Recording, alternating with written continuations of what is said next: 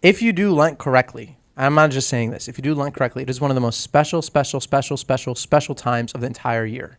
It's unlike anything else. And it's really our chance to focus, recenter, recommit, whatever it is that we need to do. But it's really a chance for us to walk with Christ. Okay, and I'll kind of go through how we do that and how the church teaches us to do that today. And I'll be honest, right off the bat, every Lent is the same exact thing. Every Lent's the same exact thing for me personally.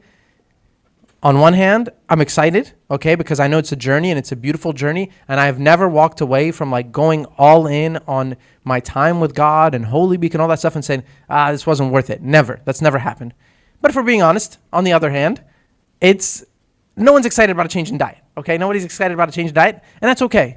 If you're not there yet and you're like, you know what, I'm not super excited about this change in diet thing, I get it, no problem. My hope of today is that as we are going through it, you'll get more and more excited about this special season, this holy season that we have in the church, and how you can make the most of it, okay? And what I always tell people is that Lent is truly a journey. Lent is truly a journey, and that journey is we're headed to the cross, okay, and then the empty tomb, but we can't just show up there. We have to do something to get there. We have to prepare ourselves, we have to prepare our minds and our hearts to get there. So how do we get there? What's the goal of Lent? Ultimate goal, whether you've been through Lent a million times or this is your first time, the goal is very simple.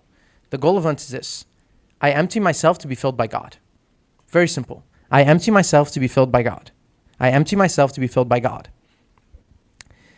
Whether you've been through Lent 1,000 times or this is your first time, that's the ultimate goal. Going from empty to full, or like the title says, going from fasting to feasting on God, okay? That's the ultimate goal. And where we get this principle from is from Jesus himself in the wilderness, okay? When he fasted 40 days and 40 nights on our behalf, this is what he said. One of the temptations that Satan came and he said, make this stone into bread. And this is what Jesus had to say about that. He said, it says, after fasting 40 days and 40 nights, he was hungry. The tempter came to him and said, if you are the Son of God, tell these stones to become bread, which of course Jesus could do. Jesus answered and said, it is written, man shall not live on bread alone, but on every word that comes from the mouth of God. So Jesus is telling the evil one in his battle, in this temptation, is that my life isn't about just food. God is the source of life. God is the source of my life. And Jesus himself didn't need to do this, right? He's doing it on our behalf. So when we participate in Lent, really participating with him, he didn't need to do this. Jesus didn't need to fast for any reason. He wasn't trying to spiritually be better. That's not, Jesus is fine, okay? But he's doing it for our sake. He's giving us the example. And when he says this, that man shall not live on bread alone, what he is saying is that God is the source of life. And if you notice there, Jesus says what to start that statement? He says, it is written, meaning what? It's found somewhere in the Old Testament, right? Jesus is quoting scripture. So let's go to the Old Testament.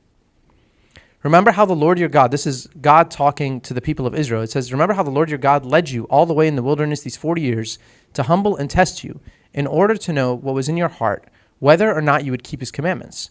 He humbled you, causing you to hunger and then feeding you with the manna, which neither you nor your ancestors had known. Okay, and the word manna, by the way, if you want to know kind of what that means, when God gave them the manna from heaven, the food from heaven, the word manna just means, what is this? Okay, and that's why it says, you didn't know. What is this? So God gave them something that had no idea that it even existed. To teach you that man does not live on bread alone, but on every word that comes from the mouth of the Lord. So Jesus is quoting this scripture here from the book of Deuteronomy. God is telling his people, you were hungry. And it almost says, I allowed you to be hungry. Why? So I could teach you, so I could remind you that you are fed by me, that I am the thing that actually sustains you. Not earthly things. I am the one who sustains you. This hunger allowed them to connect back to God. So from the very beginning, being hungry and remembering God in this example, like being hungry, equated to, I'm not going to just be hungry for the sake of hungry, but in order to remember who is my source of life, my source of fulfillment. Everything comes back to this. Said in another way, fasting reminds us that our real hunger is for God. Fasting reminds us that our real hunger is for God. So is fasting all about food? Of course not, okay? If you go through Lent and it's just a change in diet, I feel bad for you, okay? Of course not. Fasting is not all about food. But we are very much physical beings as we are spiritual beings. And the church teaches us this in everything that we do. So in the way that we worship, we're physical beings. And that's why if you notice, like when we worship, we use all the senses, okay? We have the incense and we have, icons that we have our eyes, right? So we use, we touch the Eucharist with our mouth and our lips and we eat it.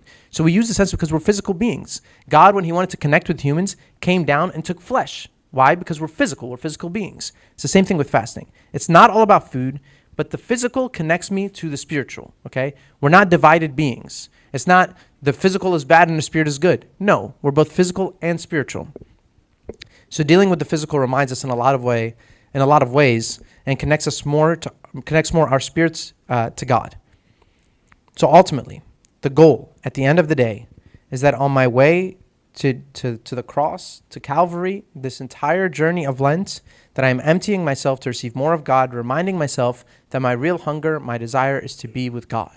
That's the ultimate goal of Lent. That's the ultimate goal of this fast, of the season. If you want a kind of a visual of what I think about when I think about the season of Lent, if I told you that we are going to go on a 55-day vacation, who's excited? Okay, everybody's excited. Anybody here have 55 days of PTO? That would be amazing, okay? A 55-day vacation, okay? And I said, okay, you're ready for your 55-day vacation. Now you got to pack. You got to pack for this 55-day vacation. That's not the fun part, okay? What are you going to pack? You're going to pack a million things. You're probably going to take your entire closet. You're going to take everything in the house. Like, you're going to take a million things. A 55-day vacation, that seems like forever, okay? So you're going to pack all this stuff, okay? And that would be a journey that we would do here, like an earthly journey. We would pack a ton of stuff in our suitcase and be like, we're ready to go for this journey. We're ready to go. The spiritual journey is the opposite. What you're trying to do on this journey is you actually have a very long climb, okay? A somewhat tough climb, right? We're going up the mountain of Calvary to meet Jesus at the cross.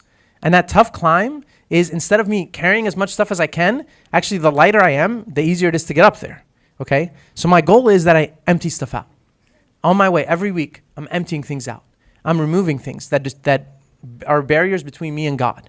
And that's why this entire season, yes, it's long, but as humans, it takes us some time to adjust, okay? So we're trying to empty things out on our way to the cross.